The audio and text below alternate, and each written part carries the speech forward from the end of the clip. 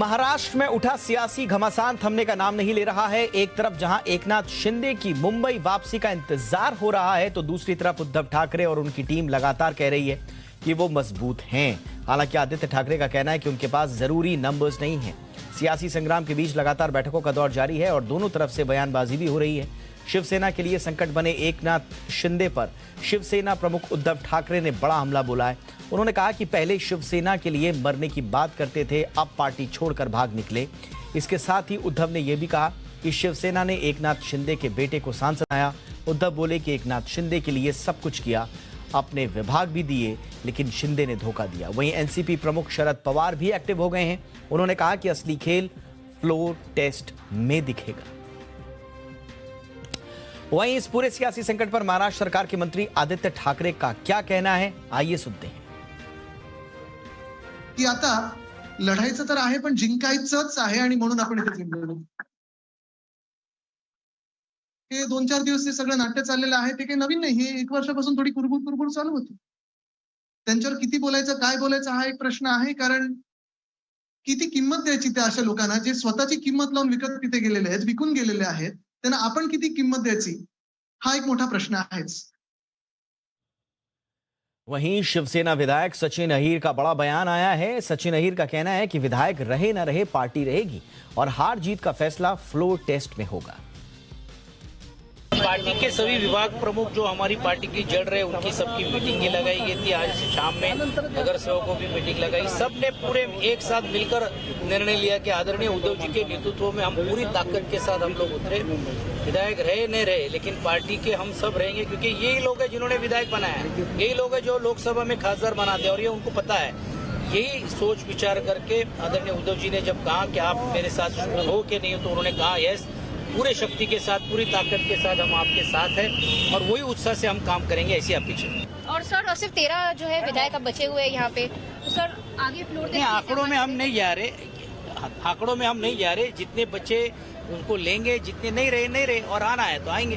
तो क्या floor test पे सर खड़े उतर पाएंगे शिवसेना? जरूर हम उतरेंगे ना। देखिए, हार जीत, हारेंगे या जीतेंगे नहीं, लेकिन हम जरूर घटना ने दिए जो हमको अधिकार है उसके तहत हम फ्लोर टेस्ट को सामना करेंगे। और इस वक्त बड़ी खबर यह आ रही है इस पूरे मसले में कि मातोश्री में इस वक्त एक बड़ी हाई लेवल मीटिंग चल रही है और शिवसेना के तमाम बड़े नेता वहां पर मौजूद हैं। शिवसेना मतलब उद्धव ठाकरे वाली शिवसेना की हम बात कर रहे हैं। मुख्यमंत्री उद्धव ठाकरे खुद वहां पर मौजूद हैं। इसके अलावा शिवसेना के तमाम विधायक जो बचे हुए हैं मुंबई में उद्धव ठाकरे के साथ, वो वहां पर मौजूद हैं। सांसद भी मौजूद हैं। खबर तो ये भी आ रही है कि अजीत पवार भी बैठक में है। लेकिन क्या इस वक्त चल रहा है, सुबोध मिश्रा इस वक्त हमारे साथ सीधे जुड़ रहे हैं, मेरे सहयोगी। सुबोध, इस वक्त क्या चल रहा है? मातोश्री में जो मीटिंग चल रही है उसका एजेंडा क्या है और वहां अंदर जो बात हो रही है, क्या कुछ छनकर निकलकर सामने आई? देखिए दीपक, मैं आपको बता दूं तकरीबन 1 से 1.5 घंटा हो गया है मीटिंग शुरू हुए, और मीटिंग में एनसीपी प्रमुख शरद पवार के अलावा अजीत पवार, प्रफुल्ल पटेल जैसे बड़े नेता एनसीपी के, इसके अलावा जो शिवसेना के बड़े नेता हैं, जो उद्धव ठाकरे के अलावा आदित्य ठाकरे, संजय राउत, विनायक राउत और जो उनके सांसद हैं वो सारे मौजूद हैं। सबसे बड़ी बात है, ये जितने भी वरिष्ठ नेता हैं दोनों पार्टी के, उनका अब जो है एक क्लियर जो एक लाइन है, एक मैसेज है कि अब जो है उनको कहीं ना कहीं एक तो डैमेज कंट्रोल तो है ही, साथ में जो लड़ने का जो एक वो है स्ट्रेटजी, कि आगे कोई एक ठोस स्ट्रेटजी ऐसी बनाई जाए जिससे उनके कार्यकर्ताओं के अलावा जो नेता हैं उनको भी एक जो विश्वास दिलाया जा सके और उन पे कहीं ना कहीं इस बात पे को रखा जाए, अपना जो लाइन है वो रखी जाए कि भले ही हमारे पास संख्या आगे पीछे हो, कम ज़्यादा हो, लेकिन हम लड़ेंगे और लड़ करके आगे चलेंगे। अभी आप समझिए कि आज की जो स्ट्रेटजी थी, क्योंकि हर दिन की अलग अलग स्ट्रेटजी बन रही है, हर दिन हर घंटे कुछ ना कुछ नया हो रहा है, जिसको लेकर के हर पल जो है ये जो नेता है एक दूसरे के संपर्क में है। आपको मैं बता दूं कि ये इस हाई लेवल की मीटिंग है कि इसके बाद 7 बजे करीब शिवसेना भवन में जो बड़े नेता हैं उनकी मीटिंग होने वाली थी पूरे राज्य के नगर सेवक जो विभिन्न महानगर पालिका के नगर सेवक शिवसेना के उनके साथ होनी थी, लेकिन उसको कैंसिल किया गया क्योंकि ये मीटिंग लंबी चलने वाली है और इस मीटिंग में काफ़ी सारे जो है एजेंडे हैं उनको रख करके किस तरह से चीज़ों को डैमेज को कंट्रोल किया जाए और जो लड़ने की भावना है वो लाई जाए। इसके अलावा दीपक एक चीज़ और मैं जोड़ना चाहूँगा कि जो महाराष्ट्र पुलिस है उसको भी हाई अलर्ट किया गया है इस बात को लेकर के कि सड़क पर जो शिव सैनिक हैं इस जो ये पूरा जो ये पॉलिटिकल जो सिनेरियो बना है इसको लेकर के हो सकता है कि हंगामा करे, क्योंकि आज दिन भर कहीं ना कहीं किसी बागी विधायक के या तो पोस्टर तो फाड़े गए हैं या फिर कालिक पोती गई पोस्टरों में। इसके अलावा कुर्ला में भी एक आया है, वहाँ से भी एक खबर आई है कि कुर्ला के जो विधायक हैं खुड़ालकर करके उनका भी जो है पोस्टर को फाड़ा गया। तो अभी इन सारी चीज़ों को लेकर की स्ट्रेटजी है। एक चीज़ और है दीपक कि जो कल इमोशनल जो चल रहा था सिनेरियो शिवसेना की तरफ से अब वो एग्रेशन में बदल गया है। अब एग्रेशन देखने को मिल रहा है। जितने नेता हैं उन्होंने भी एग्रेसिवली अपने जो है बयान रखे, चाहे वो सचिन अहीर हो, संजय राउत हो या फिर आदित्य ठाकरे हो। आदित्य ठाकरे ने भी जो आज पार्टी के लोगों के साथ जो बैठक की थी उसमें जब बाहर निकले तो उन्होंने वी का साइन दिखाया और उन्होंने भी कहीं ना कहीं ये चीज़ कन्वे की है कि अब हम लड़ करके ही आगे बढ़ेंगे, ना कि सीधे सीधे हथियार डालेंगे। जी एब्सोल्युटली, जो कहा जा रहा था कि हथियार डाल चुके हैं शिवसेना, उस स्ट्रैटेजी में परिवर्तन बिल्कुल सही कहा सुबोध ने कि पहले जो इमोशनल एक अपील और एक इमोशनल जेस्चर नजर आ रहा था शिवसेना प्रमुख उद्धव ठाकरे की ओर से और समूची शिवसेना जो मुंबई में बची हुई है उसकी ओर से, अब वो यकायक एग्रेशन में बदल चुका है। एक और बड़ी खबर इस वक्त आ रही है और वो ये कि शिवसेना ने अब कल एक बड़ी बैठक बुलाई है। 1 बजे सेना भवन में ये बैठक होगी और ये बैठक होगी शिव सैनिकों की जो मुंबई में है। तो आज अजीत पवार, शरद पवार, एक तरह से कहें तो महाराष्ट्र सरकार की बैठक चल रही है, उसमें शिवसेना के तमाम विधायक और बाकी लोग भी मौजूद हैं। लेकिन कल जो बैठक होगी सेना भवन में वो एक्सक्लूसिव शिवसेना की होगी और सुबोध कल शायद ये तय हो जाए कि बतौर पार्टी, आज तो हम सरकार का देख रहे हैं कि सरकार बतौर सरकार क्या कुछ स्ट्रैटेजी बनेगी आगे, लेकिन कल बतौर शिवसेना पार्टी की क्या रणनीति होगी आगे, शायद इस पर कोई ठोस मंथन या मुहर लगे 1 बजे की इस बड़ी बैठक में। बिल्कुल, मैं बता दूं दीपक कि आज भी जो बैठक थी उसी का ही आगे वो एक्सटेंशन है जो कल की बैठक है, क्योंकि आज भी बहुत सारे लोग आए थे और इसके अलावा बहुत सारे लोग जो रह गए थे या आने वाले हैं उनके साथ वापस कल जो है बैठक होगी। आज जो थी ये जो जिला प्रमुख हैं उनके साथ थी, इसके अलावा के बाकी के भी जो विभाग प्रमुख हैं या बाकी के भी जो पदाधिकारी हैं उनको लेकर के बैठक होगी। दीपक, इसमें जो बात है जो पार्टी के साथ संवाद किया जा रहा है शिवसेना की तरफ से, खासतौर से उद्धव ठाकरे की तरफ से, आदित्य ठाकरे से है, इस संवाद की मेन वजह ये है कि जो लोगों में कंफ्यूजन है, खासतौर से जो ग्रामीण इलाके के जो पदाधिकारी हैं उनमें कहीं ना कहीं कंफ्यूजन था कि वो किसकी तरफ साथ दें या किसको सही माने किसको गलत माने। तो वो जो चीज़ों को कहीं ना कहीं विराम देने के लिए जो पार्टी के इस तरह की बैठकें हो रही हैं, कल भी एक बैठक होगी, वो भी महत्वपूर्ण इसलिए होगी कि कहीं ना कहीं जो जोश जो जिसके लिए शिवसेना जानी जाती है उस जोश को भरने के लिए ये कम्युनिकेशन जरूरी है। ये कम्युनिकेशन करके ये बात रखी जाएगी, क्योंकि एक बात बहुत अहम है, उद्धव ठाकरे ने ये बात जो कही थी कि कैडर को हम वापस बना लेंगे, हम सिर्फ अगर इनको बना सकते हैं तो हम वापस लोगों को खड़ा करेंगे और वापस बनाएंगे। ये जो बात है ये बहुत अहम है और ये पार्टी में कहीं ना कहीं ये कन्वे की जा रही है कि पार्टी खत्म नहीं हुई है और यह पार्टी सिर्फ किसी एक व्यक्ति से नहीं है। शिवसेना का अपना एक अपना तरीका है और अपनी एक लाइन है, उस लाइन पे चलेगी और अब वही लाइन जो है जो हम कह सकते हैं जो एग्रेशन है वो वापस एग्रेशन देखने को आज तो मिला है। कल भी हो सकता है इसमें कहीं ना कहीं जो चीज़ें हैं वो सामने आए और लोगों का जो विश्वास है वो जीतने की कोशिश की जाए। एब्सोल्युटली, और ये इसी वजह से उद्धव ठाकरे आज ये कहते नजर आए कि सीएम आवास छोड़ा है मैंने लेकिन लड़ाई नहीं। तो कोशिश यही कि उद्धव ठाकरे की ओर से एक मैसेज देने की कोशिश की जाए कि सरेंडर नहीं किया गया है, हथियार नहीं डाले गए हैं, हम लड़ेंगे और जितना पुरजोर तरीके से हो सके उतना लड़ेंगे। और पीछे से एनसीपी का पूरा सपोर्ट है, ये भी दावा शिवसेना की ओर से फिलहाल किया जा रहा है। बहुत बहुत शुक्रिया, आप नजर बनाए रखें सुबोध। आएंगे आपके पास आगे भी अपडेट के लिए। फिलहाल कुछ आगे बढ़ते हैं, कुछ और खबरों का रुख। आज शिवसेना वाले प्रकरण के अलावा जो अहम खबरें छाई रहीं उसमें देश में बढ़ते हुए कोरोना के मामले भी शामिल हैं। सुबह से लेकर शाम तक क्या क्या खबरें कैसे कैसे आगे बढ़ रही थी, फटाफट से देख लेते हैं। टॉप न्यूज में देश में कोरोना की रफ्तार एक बार फिर डराने लगी है। बीते दिन कोरोना के मामलों में तेजी से बढ़ोतरी हुई। सुबह करीब 8 बजे सरकार ने जो आंकड़े जारी किए उसमें 24 घंटे में कोरोना के 17,336 मामले दिखाए गए। कुल मिलाकर अब जो एक्टिव केस हैं वो लगभग 90,000 के आसपास पहुंच चुके हैं, 88,284। द्रौपदी मुर्मू ने आज एनडीए की ओर से राष्ट्रपति पद के लिए अपना नामांकन दाखिल किया। इस मौके पर प्रधानमंत्री नरेंद्र मोदी, रक्षा मंत्री राजनाथ सिंह, गृह मंत्री अमित शाह अलावा उनके बीजू जनता दल और वाईएसआर कांग्रेस के नेता भी मौजूद रहे। तो यानी कि इन दोनों की मौजूदगी ये बताती है कि अब द्रौपदी मुर्मू की राह में नामांकन और चुनाव संबंधी जो संख्या बल का प्रॉब्लम है वो ज़्यादा अब आएगा नहीं। वहीं राष्ट्रपति पद के लिए विपक्ष के उम्मीदवार यशवंत सिन्हा को केंद्र सरकार ने Z श्रेणी की सिक्योरिटी उपलब्ध कराई है। यशवंत सिन्हा की सुरक्षा में हमेशा सीआरपीएफ के जवान तैनात रहेंगे। बताया जा रहा है कि सिन्हा 27 जून को अपना नामांकन दाखिल करेंगे। राष्ट्रपति पद के लिए चुनाव जो है वो 18 जुलाई को होगा। वोटों की गिनती 21 जुलाई को होगी। दोपहर करीब 12 बजे सुप्रीम कोर्ट से बड़ी खबर आई। गुजरात दंगों में तत्कालीन मुख्यमंत्री नरेंद्र मोदी को क्लीन चिट देने वाली एसआईटी रिपोर्ट के खिलाफ याचिका को सुप्रीम कोर्ट ने खारिज कर दिया है। यह याचिका कांग्रेस सांसद एहसान जाफरी की पत्नी जाकिया जाफरी ने दाखिल की थी। एसआईटी की रिपोर्ट में ऊंचे पदों पर रहे अधिकारियों को क्लीन चिट दी गई है। इससे पहले 2017 में गुजरात हाईकोर्ट ने एसआईटी की क्लोजर रिपोर्ट के खिलाफ जाकिया की शिकायत खारिज कर दी। और इस बीच एक गुड न्यूज G20 शिखर सम्मेलन को लेकर आई। अगले साल यानी 2023 में G20 शिखर सम्मेलन भारत में होगा और वो भी जम्मू कश्मीर में। इसकी मेजबानी भारत करने वाला है। जी हां, बैठक में 20 देशों के राष्ट्राध्यक्ष शामिल होंगे। जम्मू कश्मीर प्रशासन ने आयोजित होने वाले इस सम्मेलन की तैयारी के लिए अफसरों की 5 सदस्यीय कमेटी बना दी है। समिति में परिवहन विभाग, पर्यटन, संस्कृति और प्रोटोकॉल विभाग के अफसर शामिल हैं।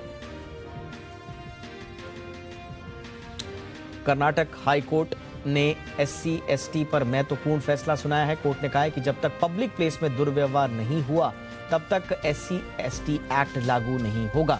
इसके साथ इस मामले में दायर केस को भी रद्द कर दिया गया। शिकायतकर्ता ने दरअसल आरोप लगाया था कि एक बिल्डिंग की बेसमेंट में उसे जाति सूचक शब्द कहे गए।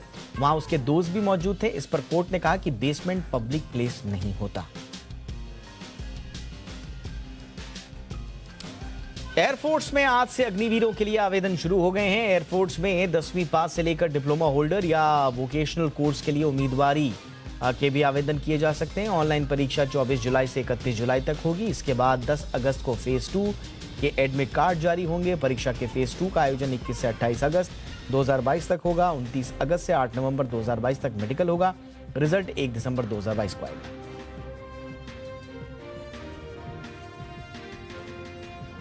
कांग्रेस सांसद राहुल गांधी के केरल के वायनाड दफ्तर में कुछ लोगों ने तोड़फोड़ की है। कांग्रेस ने घटना के पीछे एसएफआई का हाथ बताया है। पार्टी ने कहा कि एसएफआई के लोग हाथों में झंडे लिए दफ्तर की खिड़कियों पर चढ़ गए और तोड़फोड़ की। आपको बताएं कि राहुल गांधी केरल के वायनाड सीट से सांसद हैं। असम में बाढ़ ने भारी तबाही मचाई है। राज्य में 7 लोगों की और जान चली गई। इसके बाद बाढ़ से मरने वालों की संख्या बढ़कर 108 पहुंच गई है। 30 जिलों के 35 लाख से ज्यादा लोग बाढ़ से बुरी तरह से प्रभावित हैं। राज्य में बाढ़ की मौजूदा स्थिति पर प्रधानमंत्री नरेंद्र मोदी ने कहा कि इस चुनौती से निपटने के लिए केंद्र राज्य सरकार के साथ मिलकर काम कर रहा है। बाढ़ ने असम की 173 सड़कों और 20 पुलों को क्षतिग्रस्त कर दिया, जबकि बक्सा और दरांग जिलों में 2 तटबंध टूट गए और 3 क्षतिग्रस्त हो गए। बाढ़ से राज्य की 1 लाख हेक्टेयर क्षेत्र की फसल बर्बाद हो गई।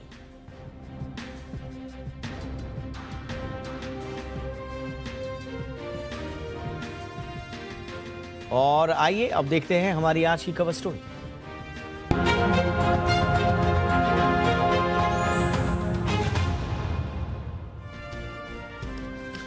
क्या आप दुनिया के सबसे बेहतरीन शहर में रहना चाहते हैं? अगर जवाब हां में है तो इसके लिए आपको ऑस्ट्रिया की राजधानी वियना जाना होगा। वियना 2022 में रहने के लिहाज से दुनिया में सबसे अच्छा शहर करार दिया गया है। इकोनॉमिस्ट इंटेलिजेंस यूनिट ने अपना ग्लोबल लिवेबिलिटी इंडेक्स 2022 जारी किया है। दुनिया के 173 देशों का सर्वे करने के बाद यह इंडेक्स तैयार होता है। इंडेक्स के मुताबिक जहां वियना नंबर 1 पर है तो वहीं डेनमार्क का कोपेनहेगन दूसरे पायदान पर है। तीसरे नंबर पर स्विट्जरलैंड का ज्यूरिख शहर है। चौथे पर कनाडा का कैलगरी और 5वें स्थान पर कनाडा का ही वैंकूवर शहर शामिल है। इसके बाद स्विट्जरलैंड का जिनेवा, जर्मनी का फ्रैंकफर्ट, कनाडा का टोरंटो और नीदरलैंड्स का एम्स्टर्डम शहर लिस्ट में टॉप 10 में शामिल हैं। इस बार कई शहर कोरोना की वजह से या तो लिस्ट में शामिल नहीं हो पाए या फिर वो पहले ही अपने स्थान से नीचे खिसक गए। बीते साल न्यूजीलैंड का सबसे ज्यादा आबादी वाला शहर ऑकलैंड इस लिस्ट में टॉप पर था, लेकिन इस साल ये शहर सीधे 34वें पायदान पर खिसक गया और इसकी वजह रही कोविड से जुड़ी बंदिशें। टॉप 10 में उन शहरों को जगह दी गई है जिनमें बंदिशें कम थीं। इस लिस्ट में किसी शहर को शामिल करने के लिए कुछ मानक अपनाए जाते हैं। सर्वे के लिए 5 व्यापक कैटेगरीज पर फोकस किया जाता है। इसमें स्टेबिलिटी, हेल्थ केयर, संस्कृति, पर्यावरण, शिक्षा और इंफ्रास्ट्रक्चर शामिल है। इन कैटेगरीज के तहत 30 मानकों के आधार पर रेटिंग दी जाती है। अगर रेटिंग 80 से 100 के बीच रहती है तो माना जाता है कि उस शहर में रहने के लिए ना के बराबर चुनौतियां हैं। 70 से 80 रेटिंग का मतलब होता है शहर में डेली लाइफस्टाइल के लिए कुछ चुनौतियां हैं। अगर रेटिंग 60 से 70 के बीच है तो नेगेटिव फैक्टर का असर लाइफस्टाइल पर पड़ रहा है। वहीं रेटिंग अगर 50 या उससे भी नीचे है तो इन शहरों में पाबंदियां ज्यादा हैं। इंडेक्स के टॉप 100 शहरों में भारत का कोई भी शहर शामिल नहीं है। यानी इंडेक्स के लिए जो मानक तय किए गए उनमें भारत का कोई भी शहर खरा नहीं उतरा।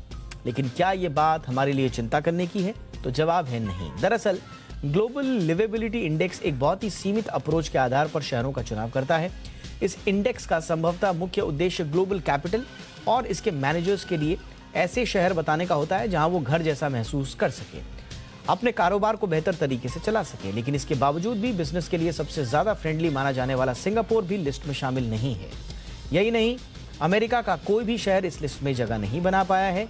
इससे यह साबित होता है कि एक इंडेक्स किसी शहर के कारोबार होने के लायक है या नहीं है, ये इसका कोई मानक या प्रमाण नहीं हो सकता।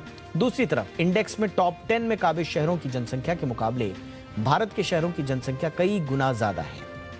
नंबर 1 शहर वियना की कुल जनसंख्या 20 लाख है, जो दिल्ली की जनसंख्या का महज 10% है। यानी जितनी ज्यादा जनसंख्या होगी उतनी ज्यादा चुनौतियां शहर को मैनेज करने की होंगी। लिवेबिलिटी इंडेक्स में भारत का शहर ना आना भले ही चिंता की बात ना हो, लेकिन इसके आधार पर हमें खुद को बेहतर बनाने के प्रयास जरूर करते रहने चाहिए। ज्यादा जनसंख्या का बहाना खुद को बेहतर बनाने की राह में रोड़ा नहीं हो सकता। हमें स्टेबिलिटी, हेल्थ केयर और कल्चरल के जो चुनौतियां हैं उनके मोर्चे पर खुद को बेहतर साबित करना होगा और इसके लिए भारत को जनसंख्या नियंत्रण और सिटी एडमिनिस्ट्रेशन को बेहतर करने पर काम करना होगा। सिटी अथॉरिटीज को शहरों के प्रबंधन के लिए बेहतर योजनाएं बनाने पर फोकस करना होगा। प्रधानमंत्री नरेंद्र मोदी ने स्मार्ट सिटी का जो मिशन तय किया है उसकी तरफ बढ़ने के लिए जरूरी है कि सिटी अथॉरिटीज खुद को और अपने शहर को बेहतर करने पर ध्यान दें और सरकार की ओर से इस तरह की कवायदों पर काम भी किया गया है। नीति आयोग की तरफ से सबसे साफ, सबसे स्वच्छ शहर की जो कैटेगरीज हैं उनका अनाउंस किया गया। बाकायदा हर साल एक रेगुलर इंटरवल के बाद इनके ऐलान भी होते हैं। इंदौर इसमें कई बार बाजी मारता हुआ नजर आता है। इसके बाद एक कंपटीशन की भावना शहरों में आती है। तो सफाई के मोर्चे पर एक अलग कहानी है, लेकिन ओवरऑल एडमिनिस्ट्रेशन के मोर्चे पर, टाउन प्लानिंग के मोर्चे पर बहुत सारी ऐसी चुनौतियां हैं जिनमें हमारे देश के शहरों को आगे बढ़कर खुद को बेहतर साबित करना होगा। हालांकि जैसा हमने अपने आपको रिपोर्ट में बताया कि अगर लिवेबिलिटी इंडेक्स में भारत के किसी शहर का नाम नहीं है तो उसका मतलब ये नहीं है कि हमारे शहर रहने लायक नहीं है। हाँ, कुछ मानकों के आधार पर वो दूसरे शहरों की श्रेणी में थोड़ा कम बेहतर हो सकते हैं, लेकिन भारत की ग्रोथ की कहानी बताती है और शहरों पर जिस तरह से जनसंख्या का दबाव बढ़ता जा रहा है, साथ ही साथ शहरों में जो अमूलचूल परिवर्तन आए हैं, जो विकास कार्य हुए हैं, जो इंफ्रास्ट्रक्चर के क्षेत्र में जो प्रगति हुई है, उसे भी हम नज़रअंदाज या नकार नहीं सकते। तो उम्मीद यही करते हैं स्मार्ट सिटी प्रोजेक्ट हो या दूसरी कवायदें हमारे देश के शहरों को और बेहतर बनाएंगी और उसमें सबसे बड़ा इम्पॉर्टेंट रोल प्ले करेगा किस तरह से हम ट्रांसपोर्टेशन को मैनेज करते हैं, ट्रैफिक को मैनेज करते हैं, आने जाने की सुविधाओं को मैनेज करते हैं और साथ ही साथ शहरों में होने वाले प्रदूषण को नियंत्रित रखते हैं। इन तमाम बुनियादी कामों पर यदि हमने काम कर लिया तो स्वाभाविक रूप से वो दिन भी दूर नहीं होगा जब इस तरह के इंडेक्सेस में हमारे देश के भी कुछ चुनिंदा शहरों का नाम होगा। बहरहाल आगे बढ़ते हैं, कुछ और खबरों का करते हैं रुख। अफगानिस्तान में तालिबान की सत्ता आने के करीब 10 महीने बाद भारत फिर काबुल पहुंच चुका है। जी हां, भारत ने एक बड़ा कदम उठाते हुए काबुल में अपने दूतावास को फिर से खोल दिया। जानकारी के मुताबिक संयुक्त सचिव स्तर के एक अधिकारी के नेतृत्व में भारत की एक टेक्निकल टीम काबुल पहुंच चुकी है। ये टीम मानवीय सहायता की आपूर्ति में शामिल लोगों के साथ साथ समन्वय और यहां पर होने वाले कामों को करीबी से उनकी निगरानी करेगी। विदेश मंत्रालय का कहना है कि मानवीय सहायता की प्रभावी ढंग से पूरा करने के लिए और अफगानिस्तान के लोगों के साथ जारी समन्वय पर नजर रखने के लिए टीम को यहां भेजा गया है। इस टीम को भारतीय दूतावास में तैनात किया गया है। भारत के इस कदम को तालिबान के सत्ता के काबिज होने के बाद वहां अपनी पूर्ण मौजूदगी की दिशा में पहला कदम माना जा रहा है। आपको ये भी बताएं कि पिछले साल अगस्त में जब तालिबान ने अफगानिस्तान की सत्ता पर कब्जा जमाया था तो भारत ने अपना दूतावास बंद कर दिया था। भारत के दूतावास खोलने के फैसले का तालिबान ने स्वागत किया है। तालिबान सरकार के विदेश मंत्रालय ने ट्वीट करके कहा कि इस्लामिक अमीरात अफगानिस्तान भारत के फैसले का स्वागत करता है।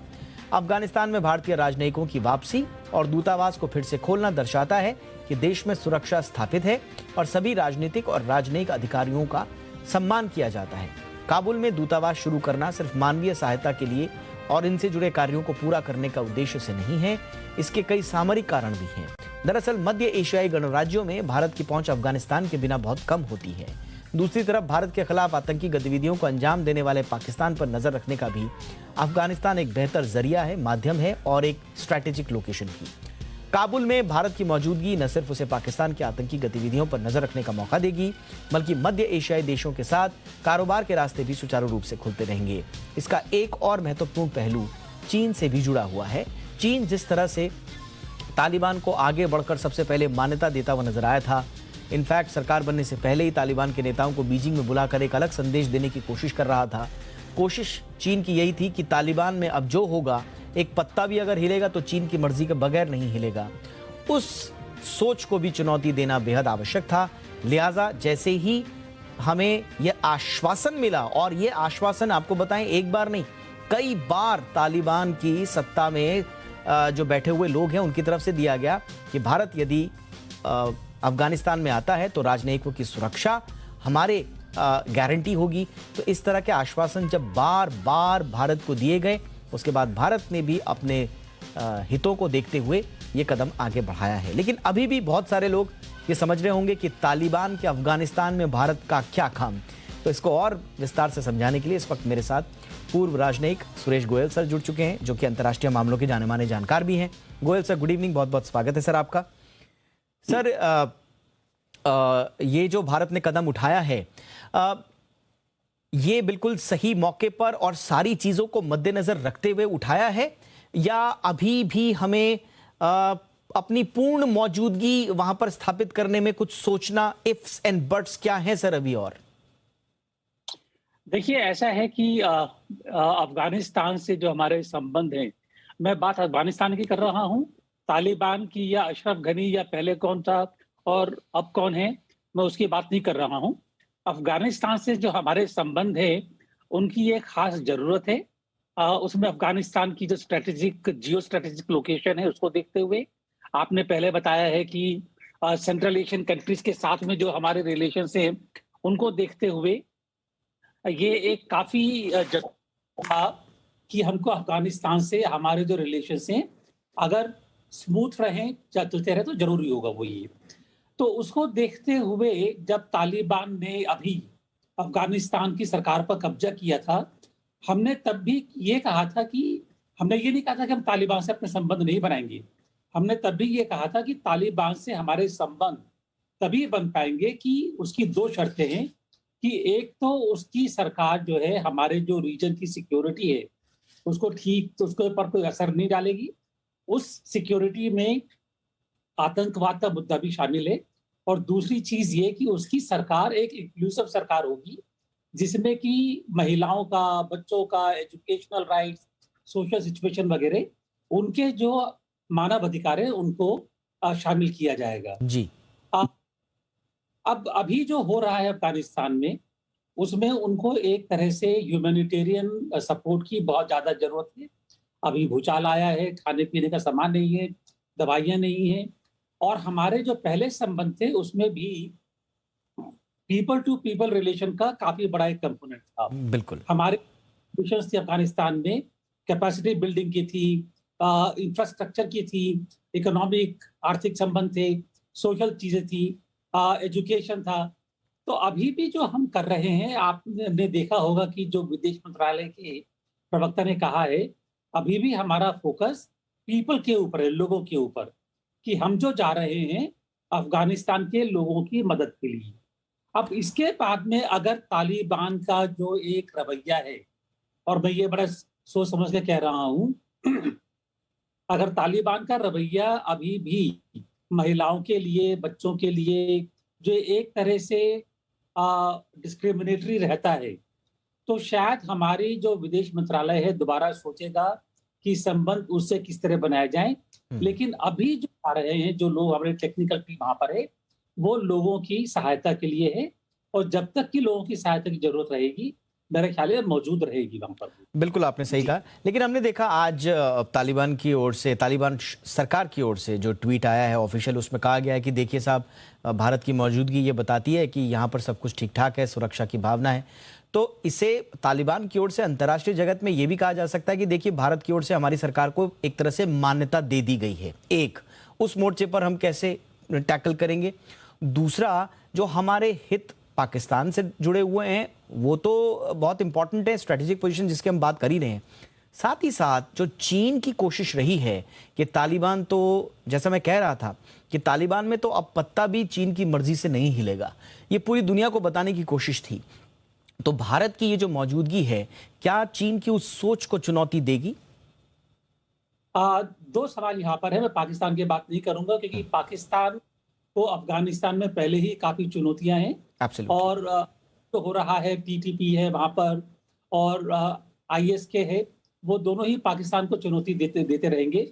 आपने कहा कि पहली बात तो ये, जो हमारी टीम वहां पर गई है, उससे क्या ये समझे कि हमने तालिबान सरकार को एक तरह से मान्यता दे दी है? नहीं, हमारे प्रवक्ता ने पहले ही बड़े साफ लफ्जों में कहा है कि इसका मतलब ये बिल्कुल नहीं निकाला जाए कि हमने तालिबान की सरकार को मान्यता दी है।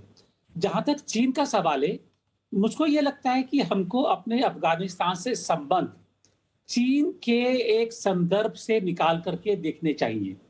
चीन कोशिश करता रहेगा, ये नहीं कहूँगा चीन की हमारे लिए प्रॉब्लम नहीं है, चीन कोशिश करता रहेगा। लेकिन जैसे आपने पहले देखा होगा, अफसर घनी के टाइम पर भी चीन कोशिश कर रहा था, उसको मायने वगैरह मिली थी, लेकिन हमारा एक अपना रसूख था। हमें अपना काम करना है। अगर हमारा काम ठीक से चलेगा तो चीन की मौजूदगी हमारे ऊपर ज्यादा असर पड़ेगा, लेकिन उसके बावजूद भी हम काफी कुछ कर पाएंगे। लेकिन हमें अपना काम ठीक से करना है, और हमारा काम का फोकस मानव का एक पीपल टू पीपल रहना चाहिए, कि डेवलपमेंट हो, कैपेसिटी बिल्डिंग हो, सिक्योरिटी के ऊपर अगर हमने ज्यादा ध्यान दिया तो दिक्कतें पेश आ जाएंगी।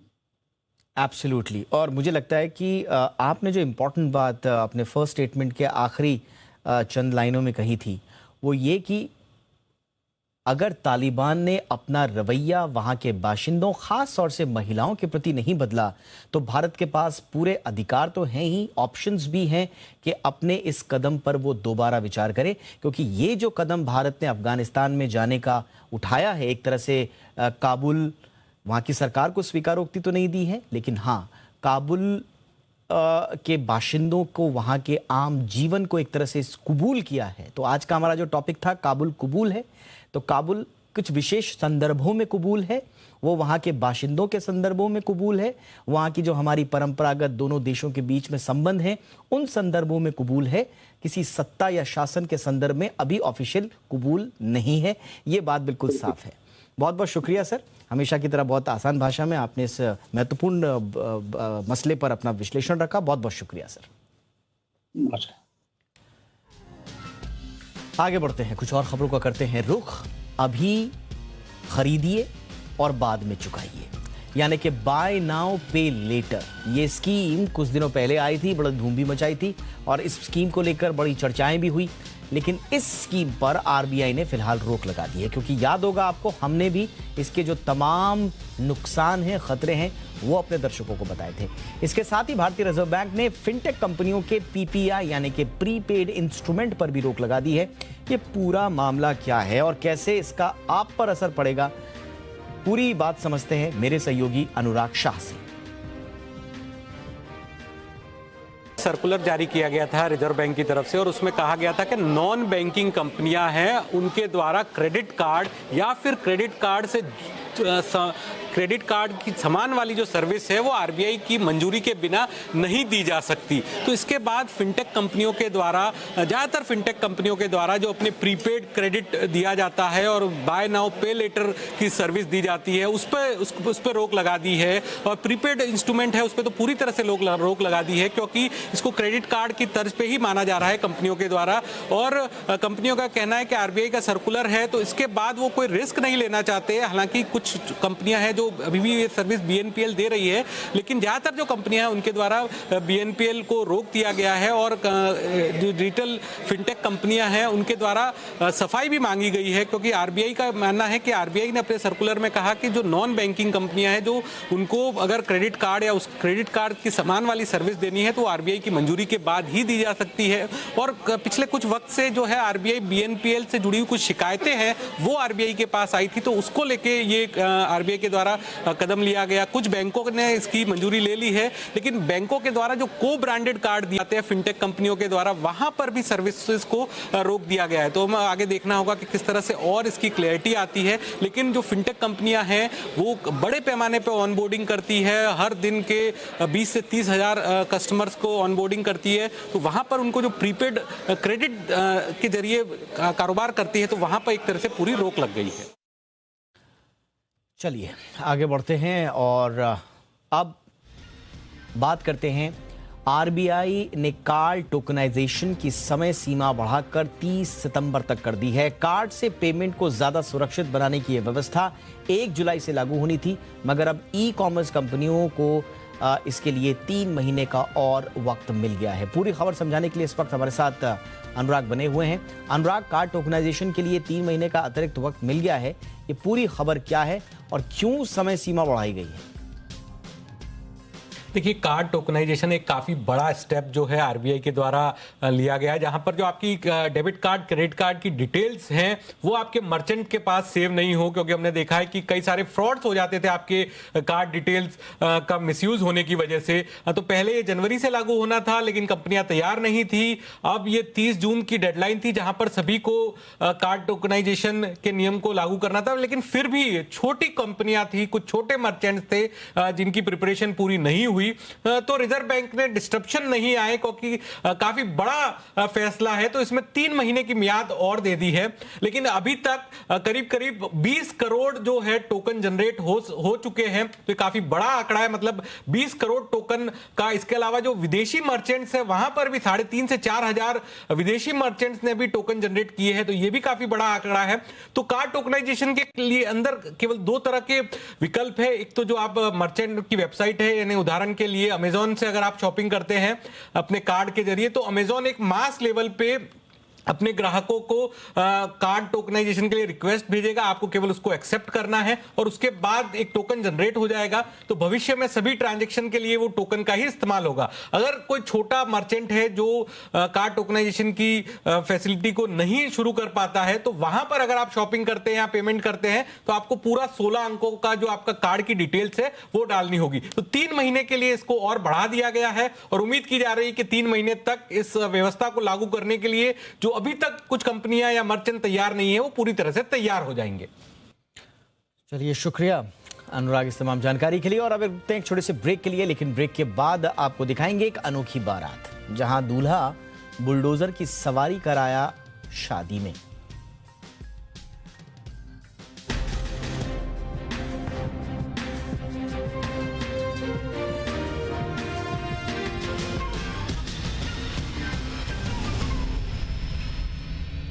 They say innovative companies start in the garage. True story. Hey, Mercedes, show me what you got. Follow me. That's what I call aerodynamics. That's nothing. It's enough for me. Hey, Mercedes, watch out. Those lights are pretty smart. What's that? Diamonds? You are thinking small. Pixels? Think bigger. Now that's electric. Come on. It's magic. Nice garage, by the way. इतना ज्यादा बिजली का bill? Solar लगाओ, bill घटाओ। Solar है लगाना, तो luminous को बुलाना।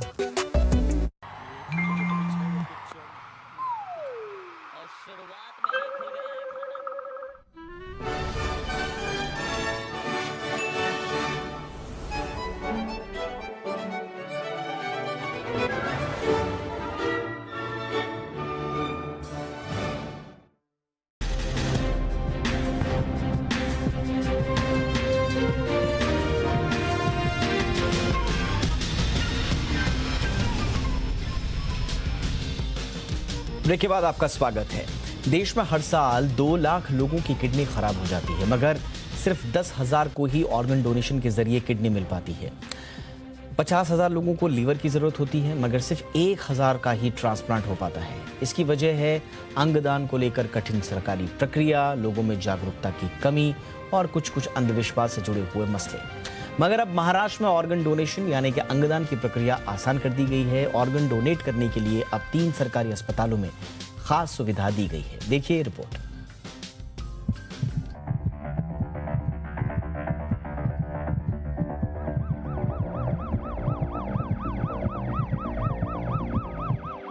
देश में हर साल करीब 1 लाख से अधिक लोगों की मौत केवल इसलिए हो जाती है क्योंकि उन्हें कोई डोनर नहीं मिल पाता। कई मामलों में लोग अंगदान करना भी चाहते हैं तो जानकारी की कमी के चलते वो नहीं कर पाते। ऐसे में महाराष्ट्र में अंगदान को लेकर बड़ी पहल हुई है। पहले जहां इसके लिए मुंबई का सेंट जॉर्ज हॉस्पिटल ही इकलौता सेंटर था जहां अंगदान को लेकर मंजूरी मिलती थी, वहां अब राज्य में 3 सरकारी अस्पतालों में ये सुविधा दी गई है। राज्य सरकार ने इसके लिए 7 सदस्यों वाली 3 कमेटी का गठन किया है। इसकी मदद से जेजे हॉस्पिटल बायकला, परेल के केईएम हॉस्पिटल और बीजे मेडिकल कॉलेज पुणे में अंगदान को लेकर आवेदन किया जा सकता है। एक आंकड़े के मुताबिक भारत में हर साल ट्रांसप्लांट के लिए करीब 2 लाख किडनी, 50,000 हार्ट और 50,000 लीवर की जरूरत होती है, लेकिन 10,000 किडनी और 1,000 लीवर ही ट्रांसप्लांट के लिए उपलब्ध हो पाते हैं, जो कि देश की आबादी के लिहाज से बेहद ही कम है। दरअसल देश में हर 8 मिनट में दुर्घटना से 1 मौत होती है। ऐसी मौत में अक्सर ब्रेन डेड हो जाता है। ऐसी डेड बॉडी से 2 आंखें, 2 किडनी, 1 लीवर, 2 फेफड़े, 1 हार्ट, 1 पैंक्रिया और 1 आंत दान की जा सकती है। इससे कम 8 से 10 लोगों की ऑर्गन ट्रांसप्लांट की जरूरतों को पूरा किया जा सकता है। अंगदान 2 तरह के होते हैं, एक तो मरने के बाद और दूसरा जीवित रहते हुए। कोई जीवित व्यक्ति अपनी 1 किडनी, 1 फेफड़ा, लीवर का कुछ अंश, पैंक्रियाज या आंत का कुछ हिस्सा दान कर सकता है, लेकिन अंगों के खरीद फरोख्त का कोई कारोबार ना हो, इसके लिए बड़े कानूनी नियम हैं। कोई व्यक्ति अपने माता पिता, भाई बहन, पति पत्नी, बच्चे, ग्रैंड पेरेंट्स, ग्रैंड चिल्ड्रन को आसानी से अपने अंग डोनेट कर सकते हैं, बशर्ते मेडिकली फिट हों। लेकिन दूर के रिश्तेदार, दोस्त और अनजान लोगों को अगर मानवीय आधार पर कोई अंग डोनेट करना हो तो इसके लिए कड़े कानूनी नियमों से गुजरना पड़ता है। जिसे कैंसर, डायबिटीज जैसी घातक बीमारी नहीं है, वह व्यक्ति अंगदान कर सकता है। कैंसर और HIV से पीड़ित व्यक्ति सेप्सिस या इंट्रावीनस दवाओं का इस्तेमाल करने वाले अंगदान नहीं कर सकते। ग्लोबल लेवल पर देखें तो भारत में अंगदान का चलन बेहद कम है। फ्रांस में जहां हर 10 लाख की आबादी पर 50 लोग अंगदान करते हैं, तो क्रोएशिया में यह आंकड़ा 35 और अमेरिका में 37 का है, लेकिन भारत में यह आंकड़ा महज आधे के आसपास है। अंगदान के लिए आवेदन करना बेहद आसान है। इसके लिए www.organindia.org पर अप्लाई करना होता है। रजिस्ट्रेशन होते ही संस्थान की ओर से यूनिक नंबर के साथ एक डोनर कार्ड भेजा जाता है। कार्ड की फॉर्मेलिटीज पूरी करने के बाद donor national organ and tissue transplant organisation यानी NOTTO में रजिस्टर्ड हो जाता है, यानी डोनर के अंग उसके मरने के बाद भी उसकी मौजूदगी का एहसास कराते हैं। ब्यूरो रिपोर्ट, जी मीडिया। देश में जो बुलडोजर अपराधियों और भूमाफियाओं के घरों पर गर्जा करता था, आजकल शादियों की शान बना हुआ है। मध्य प्रदेश के बैतूल में ऐसी ही एक बारात निकली, जहां दूल्हा घोड़ी या फिर बग्घी पर नहीं बल्कि बुलडोजर पर चढ़कर बारात लेकर निकला।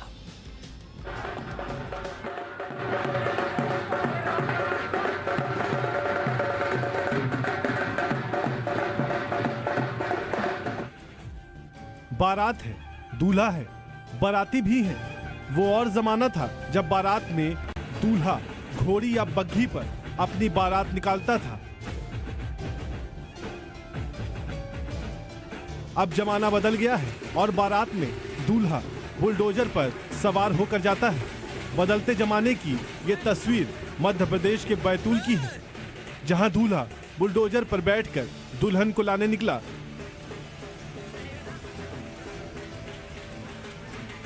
हैरानी की बात तो यह है कि लड़की वालों ने दूल्हे को मंडप तक ले जाने के लिए घोड़ी का इंतजाम किया था, लेकिन दूल्हे ने घोड़ी पर बैठने से इनकार कर दिया। बैतूल में इस अनोखी बारात को देखने के लिए लोगों की भीड़ लग गई। ब्यूरो रिपोर्ट, जी मीडिया। आइए अब थोड़ा बात बाजार की कर लेते हैं। कारोबारी हफ्ते के आखिरी दिन बाजार अच्छी तेजी के साथ बंद हुए हैं। आज लगातार दूसरे दिन बाजार अच्छी तेजी के साथ बंद होने में कामयाब रहे। अच्छे ग्लोबल संकेतों से बाजार को मजबूती मिली है। साथ ही FIS की ओर से बिकवाली कम भी हुई है, जिससे बाजार को थोड़ा सपोर्ट मिला। कमोडिटीज के दामों में सुस्ती से भी बाजार को दम मिला। बाजार में आज चौतरफा तेजी देखने को मिली। कारोबार के अंत में सेंसेक्स 462 अंकों की तेजी के साथ 52,728 के लेवल पर बंद हुआ। निफ्टी 143 अंक उछलकर 15,699 के स्तर पर बंद होने में कामयाब रहा। बैंक निफ्टी भी 492 अंक चढ़कर 33,627 के लेवल पर बंद हुआ। जरा फटाफट से यूएस मार्केट्स का भी हाल देख लेते हैं तो शानदार तेजी दिखाई दे रही है यूएस मार्केट्स में। डाउ जोन्स आप देखिए 2% से ज्यादा की तेजी के साथ 622 अंकों की जबरदस्त तेजी के साथ 31,298 के स्तर पर कारोबार करता हुआ। नैस्डैक को आप देखिए 11,483 के स्तर पर 250 अंकों की शानदार तेजी के साथ 2.25% की तेजी दिखाई दे रही है नैस्डैक में। और लगभग इसी तरह से S&P भी कारोबार करता हुआ नजर आ रहा है 2.25% से ज्यादा की तेजी के साथ 3,883 के स्तर पर। फिलहाल अमेरिकी बाजारों में शानदार कारोबार नजर आ रहा है।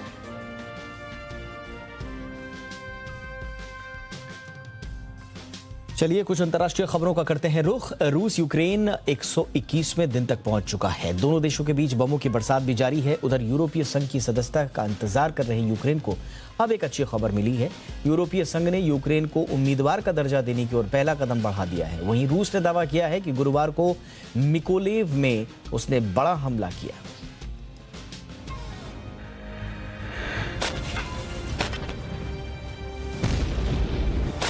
रूस यूक्रेन युद्ध 121वें दिन में पहुंच गया है और 121वें दिन भी न रूस के हमले में कमी आई है और न ही यूक्रेन रूस से हार मानने को तैयार है। रूस अब भी पूर्वी यूक्रेन में लगातार अपनी सैन्य ताकत बढ़ा रहा है। साथ ही अलग अलग इलाकों में इसके हमले जारी हैं।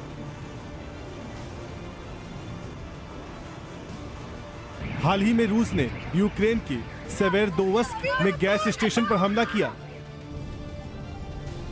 मगर इस सब के बीच गुरुवार को यूक्रेन को यूरोपीय संघ से एक अच्छी खबर मिली है। यूरोपीय संघ ने गुरुवार को संघ की सदस्यता के लिए यूक्रेन को उम्मीदवार का दर्जा दे दिया है। यूरोपीय संघ के इस कदम पर यूक्रेन के राष्ट्रपति जेलेंस्की ने खुशी जताते हुए इसे अपनी जीत बताया है। लेकिन रूस शायद जेलेंस्की को खुश नहीं देखना चाहता। Тільки що отримали кандидатство. Це перемога. Чекали 120 днів і 30 років. А потім переможемо ворога і будемо відпочивати. А може спочатку відбудуємо Україну, а потім вже відпочинемо. А може навіть переможемо. तभी तो उसके हमलों में कोई कमी नहीं दिख रही। गुरुवार को रूस की सेना ने दावा किया है कि उसने यूक्रेन के मिकोलेव में हमला कर यूक्रेन की सेना का ईंधन डिपो और सैन्य उपकरण तबाह कर दिया है। रूसी सेना का कहना है कि उसने इस इलाके पर करीब 50 मिसाइलें दागी हैं।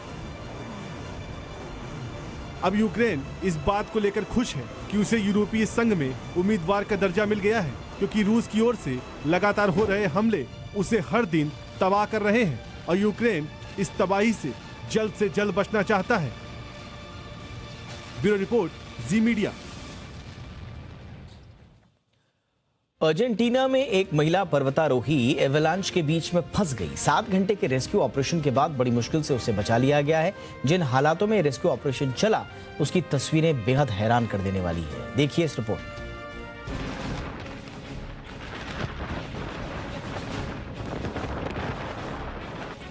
बर्फीले तूफान के बीच जूझ रही ये रेस्क्यू टीम दरअसल एक महिला की जान बचाने के अपने मिशन को अंजाम तक पहुंचाने के लिए पूरी मेहनत कर रही है। तूफान ऐसा जिसमें चलना तो दूर, खड़ा रहना भी मुश्किल है, लेकिन बावजूद इसके पूरी टीम एक महिला को बर्फ के इस तूफान से निकालने में कामयाब रही। अर्जेंटीना के समय अनुसार मंगलवार देर शाम नागरिक सुरक्षा प्राधिकरण को यह सूचना मिली थी कि पर्वतारोहण करने गई एक महिला हिमस्खलन होने के बाद बर्फ में कहीं लापता हो गई है। खबर मिलते ही तुरंत रेस्क्यू टीम मौके पर भी पहुंच गई। टीम ने पहले तो महिला को स्ट्रेचर पर बांधा और फिर उसे धीरे धीरे पहाड़ के नीचे उतारना शुरू किया। लेकिन जैसे जैसे दिन ढला वैसे वैसे ऑपरेशन मुश्किल होता चला गया। अचानक तूफान आ गया, तेज हवाएं चलना शुरू हो गई। हवाओं के बीच बड़ी मुश्किल से रेस्क्यू टीम उस घायल महिला को बेस तक वापस लाने में कामयाब हो पाई। राहत और बचाव कार्य में जुटी टीम ने बताया कि पूरे ऑपरेशन में 7 घंटे का समय लग गया। ब्यूरो रिपोर्ट, जी मीडिया।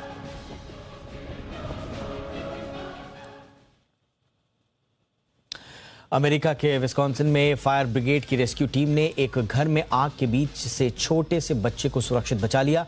पुलिस ने रेस्क्यू का ये पूरा वीडियो कैमरे में रिकॉर्ड किया है।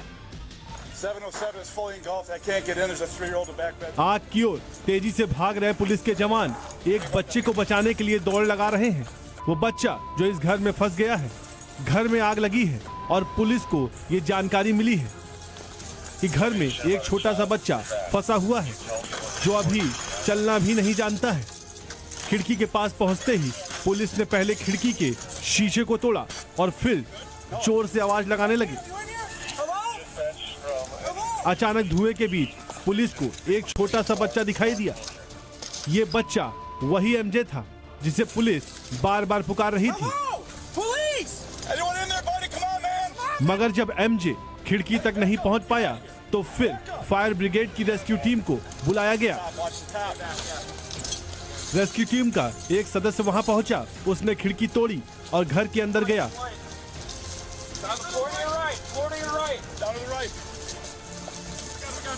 कुछ ही देर बाद फायर ब्रिगेड कर्मचारी को एमजे दिख गया। इसके बाद पुलिस एमजे को लेकर भागती हुई सीधे एम्बुलेंस के पास पहुंची। फिलहाल अस्पताल में बच्चे का इलाज जारी है। ब्यूरो रिपोर्ट, जी मीडिया। गुरुवार को स्पेन में अंतर्राष्ट्रीय डॉग शो का आयोजन किया गया, जिसमें कई डॉग लवर्स ने हिस्सा लिया। इस शो में 400 से भी ज्यादा अलग अलग नस्ल के डॉग्स शामिल हुए। स्पेन के अलावा गुरुवार को ही अमेरिका में भी सबसे बड़े डॉग शो का आयोजन हुआ।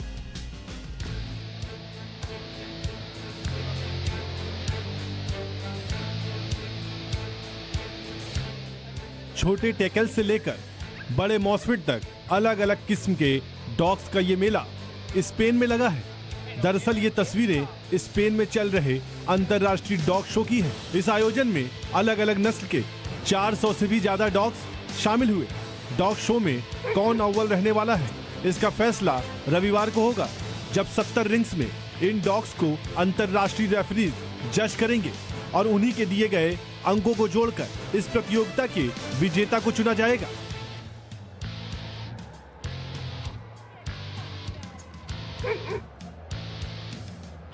रविवार को होने वाली मुख्य प्रतियोगिता के लिए इन डॉग्स के मालिक उन्हें अच्छे से तैयार कर रहे हैं।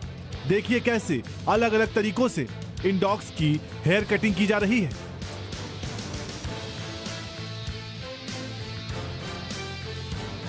इस प्रतियोगिता में यूक्रेन से आए 2 टेकल्स नस्ल के डॉग्स भी शामिल हुए। उनकी मालकिन मर्लिन का कहना है कि हम जीतना चाहते हैं, फिर चाहे वो प्रतियोगिता हो या फिर युद्ध।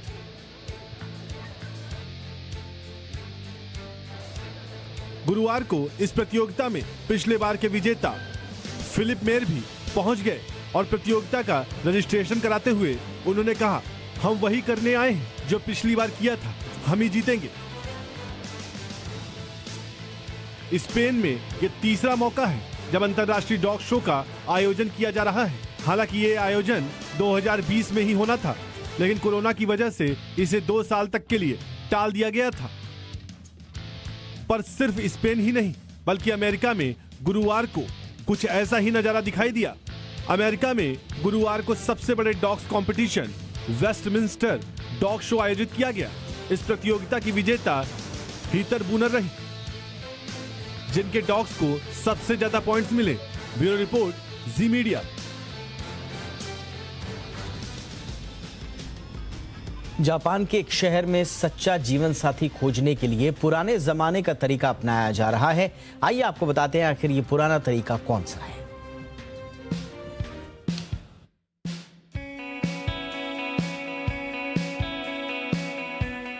मौजूदा वक्त में लाइफ पार्टनर तलाशने के लिए डेटिंग एप्लीकेशन और वेबसाइट युवाओं की पहली पसंद बन चुके हैं। हर कोई अपना सच्चा प्यार पाने के लिए डिजिटल समाधान ढूंढ रहा है। इसे देखते हुए जापानी शहर ने एक अनोखी तरकीब निकाली है। इस शहर में लोगों ने पुराने जमाने के प्रेम पत्रों को वापस लाने का फैसला किया है। हम बात कर रहे हैं दक्षिणी जापान के मियाजाकी शहर की। बर्थ रेट को बढ़ावा देने के लिए यहाँ के लोग एक दूसरे को प्रेम पत्र यानी लव लेटर्स भेज रहे हैं। पुराने जमाने का ये तरीका इस शहर की बर्थ रेट बढ़ाने में काफी लोकप्रिय हो चुका है। अधिक से अधिक लोग इसे प्यार की तलाश में आजमा रहे हैं। ऑनलाइन डेटिंग की तुलना में इसमें अधिक समय लगता है और आपको उस व्यक्ति की कल्पना करने के लिए प्रेरित करता है जिसके साथ आप रिश्ता कायम करना चाहते हैं। आंकड़ों के मुताबिक लगभग 450 लोगों ने पहल के लिए साइन अप किया। इनमें से लगभग 70% लोग 20 से 30 वर्ष की उम्र के बीच में हैं। ब्यूरो रिपोर्ट, जी मीडिया। फ्रांस के एल्प्स पूरी दुनिया में अपनी बर्फीली खूबसूरती के लिए मशहूर हैं, लेकिन हाल फिलहाल इस बर्फ की दुनिया में ऐसा कुछ हुआ जो चिंता बढ़ाने वाला है।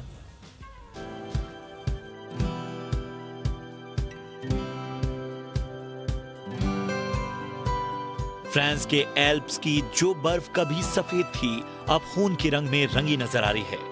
फ्रांसीसी एल्प्स के कुछ इलाकों में बर्फ का रंग खून जैसा लाल हो गया है। वैज्ञानिकों ने इसे स्नो ब्लड नाम दिया है।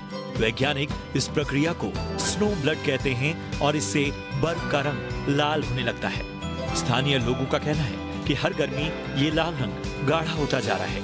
वैज्ञानिकों का कहना है कि ऐसा एक खास तरह के शैवाल की वजह से होता है, लेकिन इसके लगातार बढ़ते जाने की वजह जलवायु परिवर्तन हो सकता है, क्योंकि इससे बर्फ का पिघलना तेज हो रहा है। वैज्ञानिकों ने यहाँ से बर्फ के नमूने जमा किए हैं ताकि और गहराई से रिसर्च की जा सके। वैज्ञानिकों में इस शैवाल के असर को समझने की बेचैनी बढ़ गई है, क्योंकि जिस तेजी से बर्फ पिघल रही है उन्हें डर है कि कहीं देर न हो जाए। 2019 में पहली बार औपचारिक रूप से इस बर्फ को पहचाना गया और इसे सैनगिना निवालोइड्स नाम दिया गया। इस शैवाल की वजह से बर्फ की सूर्य की किरणों को परिवर्तित करने की क्षमता कम हो जाती है और उसके पिघलने की गति बढ़ जाती है। ब्यूरो रिपोर्ट, जी मीडिया।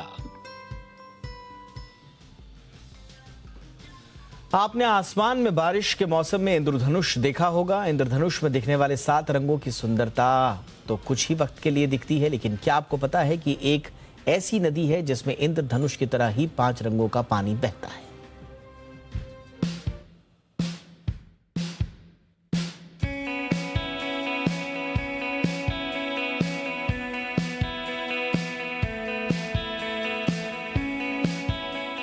एक ऐसी नदी है जिसमें इंद्रधनुष की तरह 5 रंगों का पानी बहता है।